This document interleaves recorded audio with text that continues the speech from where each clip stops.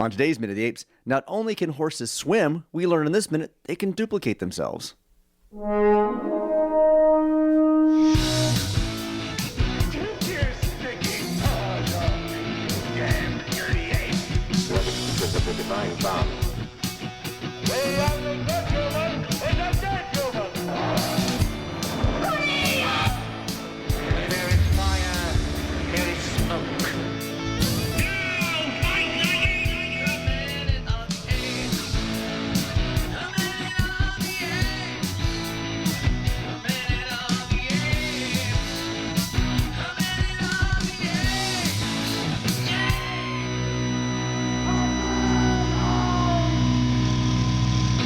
Hello and welcome to Minute of the Apes, the daily podcast where we break down every minute of the Planet of the Apes movies 1 minute at a time. I'm Todd, and today I'm going to confess that during the open, and this is before I introduce my friends, but during the open, I gave into what musicians call music brain.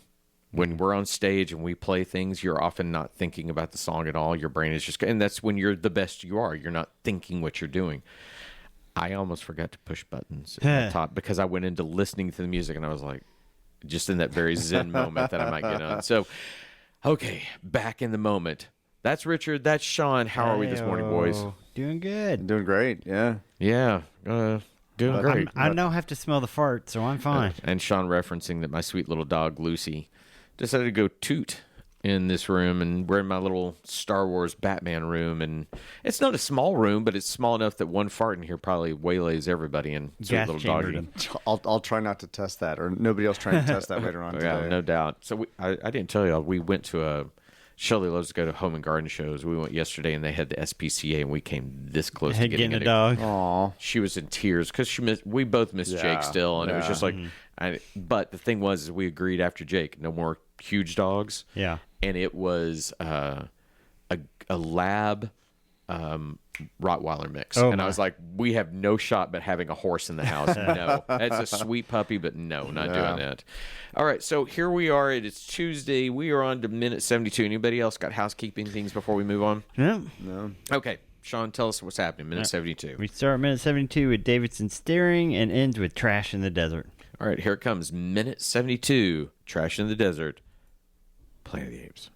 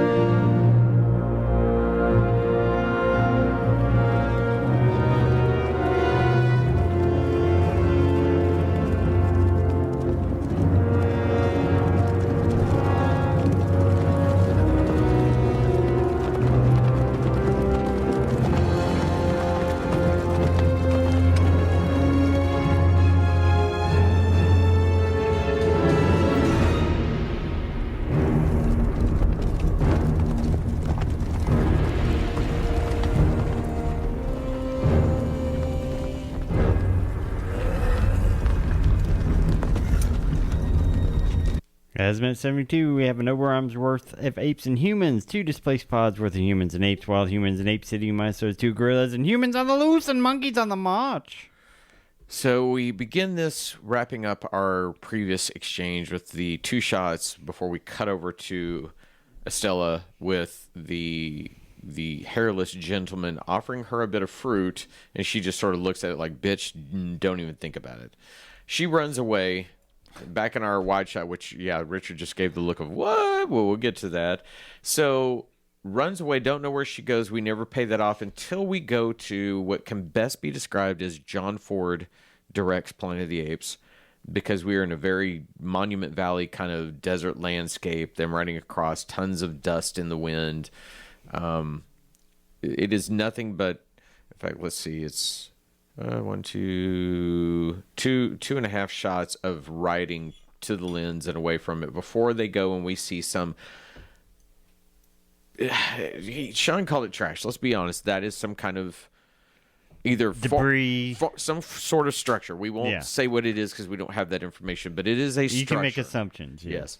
So they ride into it, and then at the very end we get very much the camera jib arm going up, not that far removed from the final shot of the original film when we go and see the Statue of Liberty. It goes upward and looks down upon people. Yeah, it's very, very similar. The spikes and spires of this whatever this structure is supposed to mimic that, I suppose. I can't help but think somebody had to at some point say, hey, we're not that far off that. So that's pretty much, there's nothing really to discuss as far as that little bit of dialogue at the first with the drop the stars is technically thought in the first shot, but after that it is nothing but a silent movie. So she really doesn't like that melon.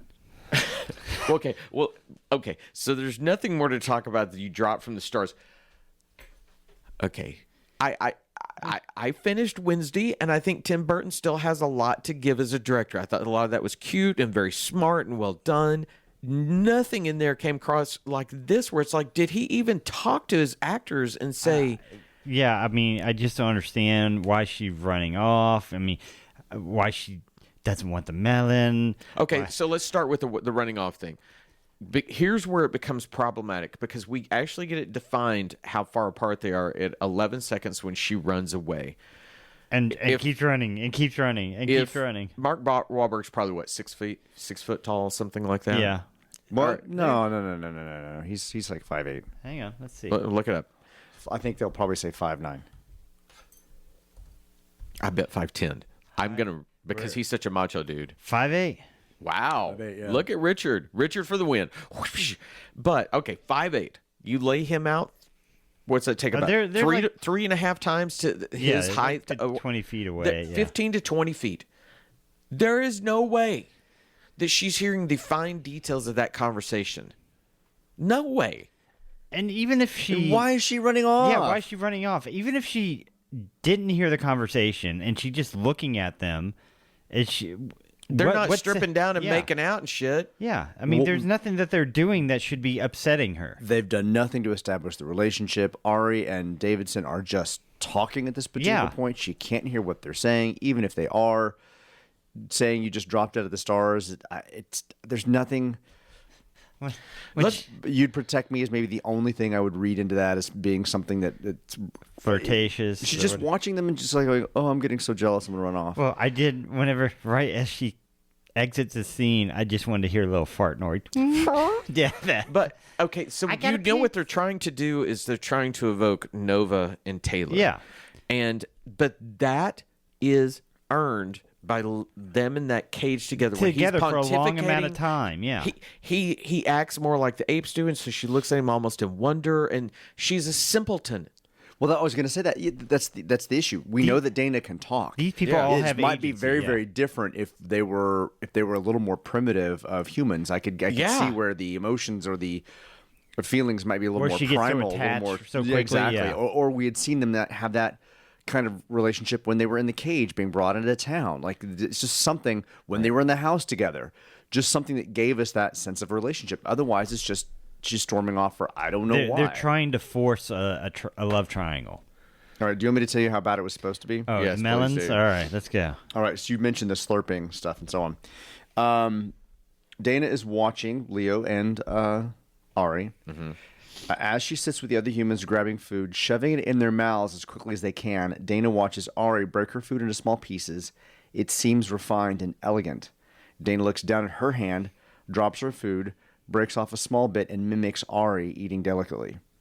Then the house servant is supposed to say, "It's not the way she eats, it's the way she thinks that pleases him." Dana looks at him embarrassed, then runs off. That wasn't any better. No, but that at least gives her some motivation, like saying, okay, I can see Ari is more refined than us humans, so I'm going to be more like Ari, and then finding out, no, that's not actually what we're talking about. Gives her a motivation. This is just, instead of her just watching them and running away. She's also supposed to, she runs off till she's by herself. She stops at a small trail of water dribbling down the rock face, looks around nervously. Dana takes a small, soft piece of cloth, touches the water, disrobes quickly, starts to wash herself off. Then we jump to the daytime. So they just want to get a little skin. That's right, yeah. This is one of those that, again, I'm going to belabor the point I've said 1,000 times about that this has to have been cobbled together from multiple scripts prior to the writer's strike. So this has 3 writers attributed to it. These are people that wrote the retooling of Roots, Jewel of the Nile, Mona Lisa Smile. Those are a lot of good films in there. Now, he also did Superman 4, The Quest for Peace, so that ruins his argument. But then, so Sometimes you let me gotta give the names. get your air conditioning fixed, and you're Yes, right at you do. Superman's 4. So that is Mark Rosenthal. Then we have Lawrence Connor. His credits. He also worked on Superman 4 Quest for Peace. That explains it. When you look at the credit, it has an ampersand in it, which means working together. yeah. But then there is an and. And the actual A&D. And that means usually separate writer. That usually means the final script by that person. William Broyles wrote Apollo 13 and Castaway, Flags of Our Fathers. He writes pretty good scripts. But I'm telling you, if he has gone, here's a script, here's this, cobble it together, you got 2 weeks. This feels like a scene that we go back to, were she mute and stupid? Maybe in a previous incarnation of a script, it was there. And it was like, well, I kind of like this. We'll insinuate that he's there. And Tim Burton wants to elevate it, so we take that and put it in. This scene bears no fruit for making me care about anybody. No one, not one single person. It still feels like they're going, we don't want to repeat the first movie, and so in not repeating the first movie, we're losing all the charm of the first movie. How many different ways can you make a talking ape movie? So you've got the classic films. Mm-hmm. You could make Pierre Boulez's novel where the apes are simply intelligent with all technological advances. It's like today, but flipping it. Yeah. God, I just spit everywhere. You could have that the humans are in charge, but somehow apes talk. Mm-hmm. You know, they're in cages, but they talk. There are so many ways you can flip this around, but it seems so on the nose that all they wanted to do was go cherry pick their parts from the previous film and try to make it work. As much as I appreciated the previous scene yesterday, right, this one is a colossal turd. Mm-hmm. It's part of the technically the same flow, so it starts off with we have a good moment, last moment, and we end it with just this kind of piece of trash. Not knowing the relationship or what's going on, or we don't get not even any more dialogue from Ari about what's happening. I think they just drop from the stars. I mean, he just wanted to give her a melon. Why did she have to slap his hand I know, away? he gets treated like a bitch. We'll make that slurping noise, because now the slurping noise makes me wonder if they've actually filmed any of the stuff that was in the script here, or if they're just supposed to be making a lot of weird slurping noises. Oh, yeah, if they actually shot that scene. So then we cut over, and that's when we begin I'm sorry, somebody said, let's shoot this in Monument Valley. Let's do John Ford, because I'm pretty sure if that's not one of the structures, they purposely intended to find that. But one of the weirdest cuts in this movie, so we begin a dissolve at 16 seconds and finish that dissolve at 19. So a 3-second dissolve, that, the longer your dissolves, the more the passage of time. But the shot it dissolves to goes away, and it dissolves again in 1 second. Yeah, it's like, why did you even cut to that one instead of the next shot? Yeah, or not cut to, but dissolve to. And you also, long dissolve. Hang on that shot lets you ponder the thoughts that have been given to you in the previous scene. It's language. It is why you do it. Or dissolve, keep dissolving between different locations before you get to our characters. But yeah, it's so weird that you dissolve from that one scene. Even though we're doing a bunch of dissolves after it, it needs to either have more landscape scenes or less. For me, that's a very pretty shot with the sunrise behind those rock structures. I just let it linger. Give me, instead of 30 frames, give me 120 frames. Just let me have a few seconds to digest. It'd be nice to see. We've got this nice hazy effect going on with what appears to be dust in the air, right? We're going to allow that to exist because they're riding horses as opposed to being a part of this eerie element. And it would have been nice to see the eerie element or land, see the 2 or 3 suns in the sky as it comes up, and see that haze to make it feel otherworldly. Yeah. Otherwise, when we see them riding again, they're like, how are they even breathing? Because it's a lot of dust. It's a lot. Yeah, I did. And nobody has little, cloth around their mouths to help keep it out. I or did anything. say, how much wood did they burn last night? God damn. And did you notice magically 3 horses have now appeared? Yes.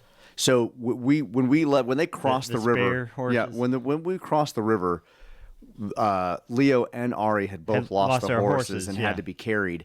And then when we get to this riding scene, everybody's got their own horse. Plus, there's another one that's being pulled along, and I don't remember seeing them pulling extra horses into the water with them. I could be wrong. I don't remember. I kind of went back and looked at it. It was just kind of a jumbled mess, but somehow they found 3 horses. Maybe they were out there in the wild. Maybe they ran across some horses. They said, "Hey, friends, friendo, friends horses." So as you were saying, Todd, pulling up the crane shot going on, you think it's supposed to reminiscent of seeing the crown of the Statue of Liberty? So, then just prior to that, to be fair, the shots when the cameras they're riding around and they're about to come upon this structure. It's a nicely constructed little sequence. I mean, the edit from the tight shot of Leo into the wide shot is pretty spot on. The camera move where it pans to the left and tilts up. Well, actually, it cranes up. And then we go into a neutral shot of the structure. All that works. But it just feels so pushed in here quickly without that breath moment. But yeah, you then get to this structure. Well, they do this thing where they appear to be riding almost into it, right? They ride up to it. Yeah. He stops like right before they're about to ride into it, but then we cut to them riding back. Like he's already stopped, but then we cut back to the shot up above. Yeah. And they're still riding towards it. So I couldn't quite tell if they'd gone inside the vehicle or the structure crash or whatever it is, or if they had. It was just. Yeah, the problem is that Leo technically, I don't know that I think that, if you look at it, I don't know that I think that he's actually inside, but the problem is he rides into shadow in that wide shot. And when we cut over here, he's exposed in the sun. Right. And they're still riding even though it looks like he'd stopped. And that's the thing I was going to say is that in the previous one stops and here he's still doing, but you do those things, but at the same time, it does have a herky-jerky feeling to it. What was the way this is, the way we're up above and the way the design of this object is, it has these cutouts around that makes it almost look like a tower with arched windows, and it's several of them. So I can't quite tell how large this structure is, if that was meant to be, again, the top of a tower, and those are room size that we're looking at, or whether they're actually small, and it's just from a perspective above.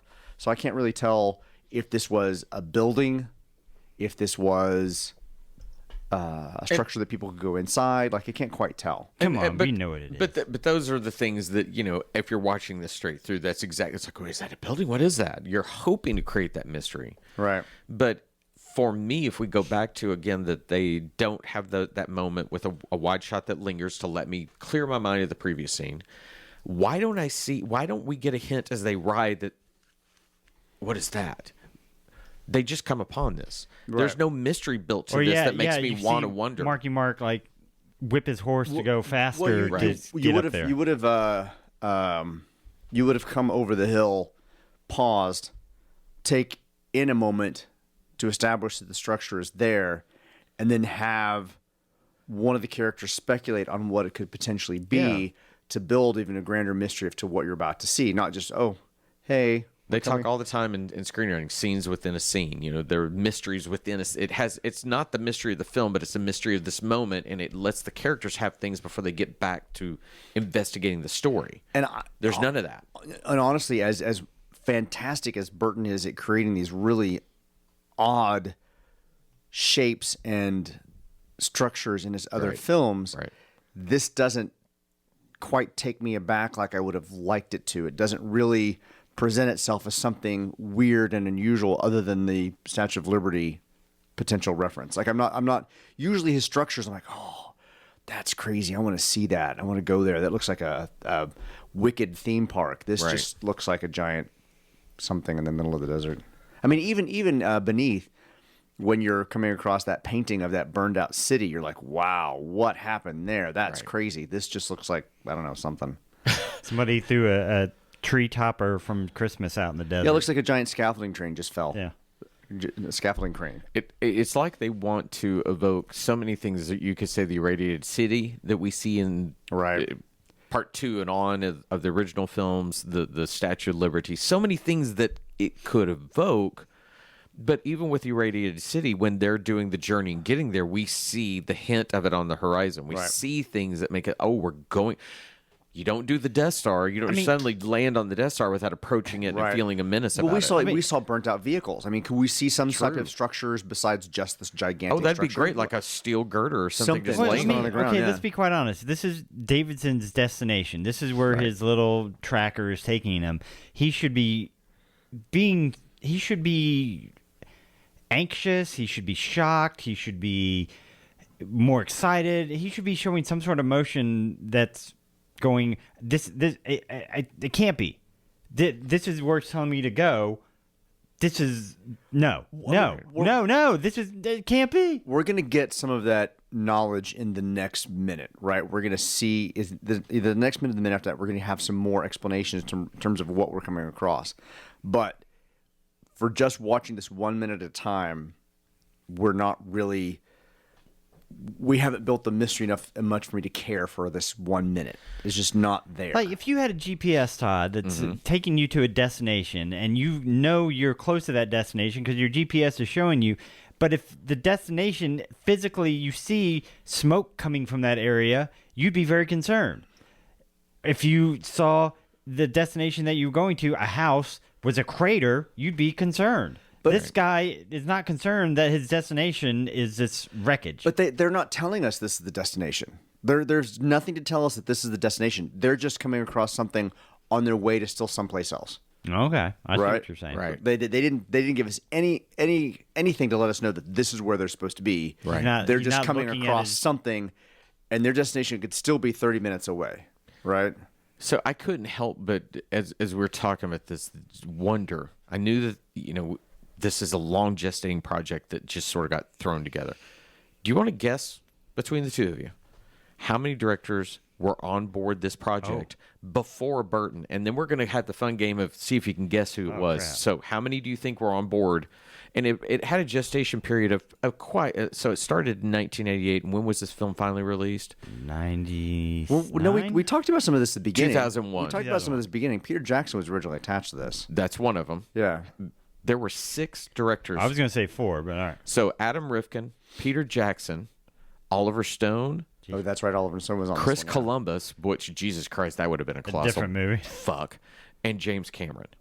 Okay. Before Burton ever comes on board. So that's 11 years gestation with 6 different perspectives on telling a story. And I guarantee you that as they went along, it was like we had things we hear, and this built upon this, and there was just no wash the board and do something new. If you don't, to me, that's where the problem occurs. Burton does not have a problem in his usual works that are his with establishing these mysteries, these things of smoke burning or steel girders. He knows how to do that probably as good, if not better, than a lot of people do. True. But when you start doing this and it becomes, hey, we're up against a timeline, we're doing this, we're taking these bits and pieces, I like that, okay, let's do it. Man, this moment where the one talking about the stars is probably one of the better moments in this entire movie. This is one where it just loses everything. There's no propulsion, there's nothing. Yeah. You know what would be fun? I don't know that... Not watching this movie? Okay, that's true. I don't know that you could do this. Someone asked me once, why don't y'all put it together where you make your own audio commentary? I said, because we'd have to watch it again. But I said that's not even the problem. The minute lasts 1 minute, and the podcast lasts 20 to 30 minutes each time. So you'd watch it and stop and listen. But I would be interested just to hear where it falls. To actually do this all the way through watching it. I wish I could do that. Yeah. Do you really wish? Yeah, I really do. Okay. This film perplexes me more than any of the other ones. Shelley, I've said it before, will go, Planet of the Apes is on. I'm like, which one? And she's like, that one. I'm like, no, not even going to do it. But it interests me about where it went wrong. because it's wrong. Anyway, that's it. We beat the shit out of that minute. Let's leave that minute alone. This is Todd. Let's take that I minute love you out all. back and shoot it. Yes. There you Okay. Take it out back and shoot it. That's the name of the episode. For Richard and Sean, I'm Todd. Everyone, have a great day. Bye. Bye, everybody. Coming in